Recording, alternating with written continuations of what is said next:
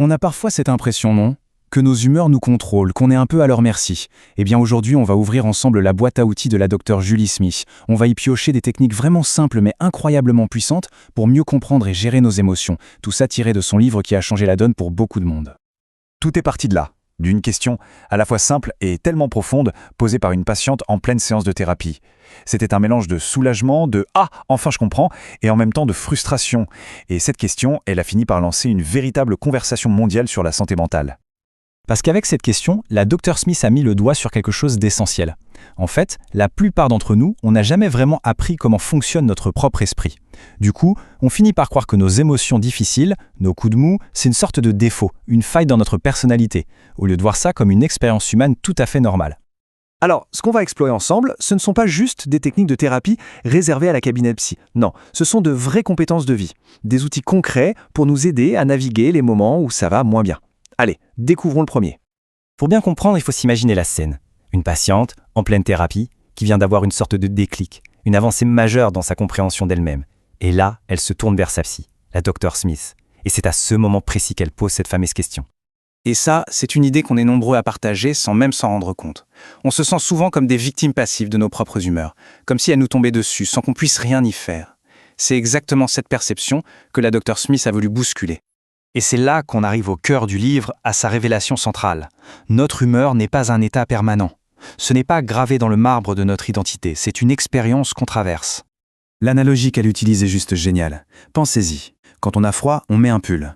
Quand on a chaud, on boit de l'eau. On agit pour réguler notre température. Eh bien, c'est pareil pour l'humeur. Elle réagit à ce qu'on fait, à nos actions, à notre environnement. Ce n'est donc absolument pas une fatalité. Ce tableau, il résume parfaitement ce changement de perspective. On passe de l'idée d'être bloqué, victime de son humeur, à l'idée qu'on peut agir dessus, qu'on a une influence. C'est vraiment un passage de l'impuissance à la prise d'action. Ce qu'il faut comprendre, c'est que nos sentiments ne sont pas une vérité absolue. En fait, ils sont la meilleure estimation que fait notre cerveau à un instant T, en se basant sur plein de signaux. Ce que dit notre corps, les pensées qui nous traversent, ce qu'on est en train de faire, c'est une synthèse, pas un fait indiscutable. Ok, maintenant on va aborder un concept vraiment clé pour comprendre pourquoi parfois on a l'impression d'être coincé. On va parler des cercles vicieux et de comment on peut très facilement s'enfermer dans des schémas de baisse de morale. Et voilà le grand paradoxe. Quand on se sent mal, notre premier réflexe, c'est souvent de vouloir s'isoler, de moins en faire, de se couper du monde. Le problème, c'est que ce sont exactement ces comportements qui viennent nourrir et renforcer la baisse de morale. C'est assez ironique, non? Regardons cette spirale d'un peu plus près. C'est une mécanique implacable.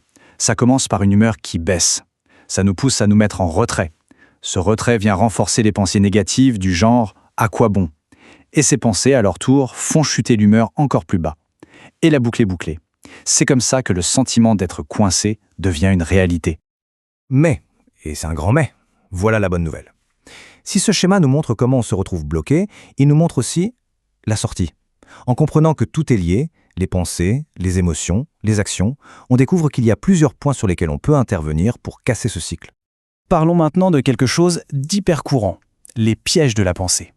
Ce sont des schémas de pensée automatiques, tout à fait normaux, mais qui peuvent nous coincer dans un cycle négatif, surtout quand on n'a pas le moral. Pendant qu'on explore quelques-uns de ces pièges, c'est une bonne occasion de s'auto-observer un peu. Est-ce que certaines de ces façons de penser résonnent? C'est souvent le premier pas pour commencer à les déjouer. La pensée en noir et blanc. Soit c'est un succès total, soit c'est un échec lamentable. Il n'y a pas d'entre-deux. Ce mode de pensée nous rend hyper vulnérables. Le moindre petit accroc peut être vécu comme une catastrophe absolue et déclencher des réactions émotionnelles super intenses. Celui-là est particulièrement vicieux. C'est quand on prend nos sentiments pour des faits. L'émotion est tellement forte, tellement intense, qu'elle devient notre réalité. Je me sens nul, donc je suis nul. Point. Même si toutes les preuves autour de nous disent le contraire. Le filtre mental, c'est un peu comme si on avait une passoire dans la tête. Elle ne laisse passer que les informations négatives et retient tout le reste. On peut recevoir 10 compliments et une seule petite critique, et à la fin de la journée, il n'y a que la critique qui reste. Tout le positif a glissé à travers les mailles du filet. Et attention, le point crucial ici, ce n'est pas d'essayer de stopper ses pensées. C'est une bataille souvent perdue d'avance. Non, le but du jeu, c'est d'apprendre à les reconnaître, à mettre une étiquette dessus. Tiens, ça, c'est une pensée tout ou rien. Et juste en faisant ça, on leur enlève une grande partie de leur pouvoir. On arrive donc au dernier point, qui est en fait le point de départ de tout, l'outil le plus fondamental, la base de toute la boîte à outils, la prise de conscience. La prise de conscience, c'est comme un muscle. plus on l'entraîne, plus elle devient forte. Au début, on s'en rend compte seulement après coup. On se dit « Ah zut, je suis retombé dans ce piège ». C'est déjà énorme. Puis, avec la pratique, on commence à le voir pendant que ça arrive. Et petit à petit, on développe la capacité de voir le piège arriver de loin et de l'éviter. Donc si on devait résumer, voilà les points à vraiment garder en tête.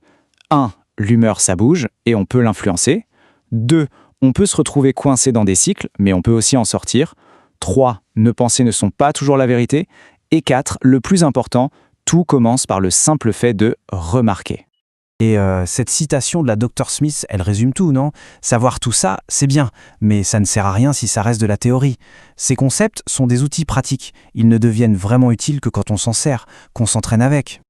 Alors pour finir, une petite question pour passer à l'action. L'idée n'est pas de tout révolutionner d'un coup, surtout pas, mais juste de choisir une petite chose, un petit schéma de pensée, et de décider de juste l'observer cette semaine. C'est peut-être le premier petit pas pour reprendre une part de contrôle sur notre bien-être.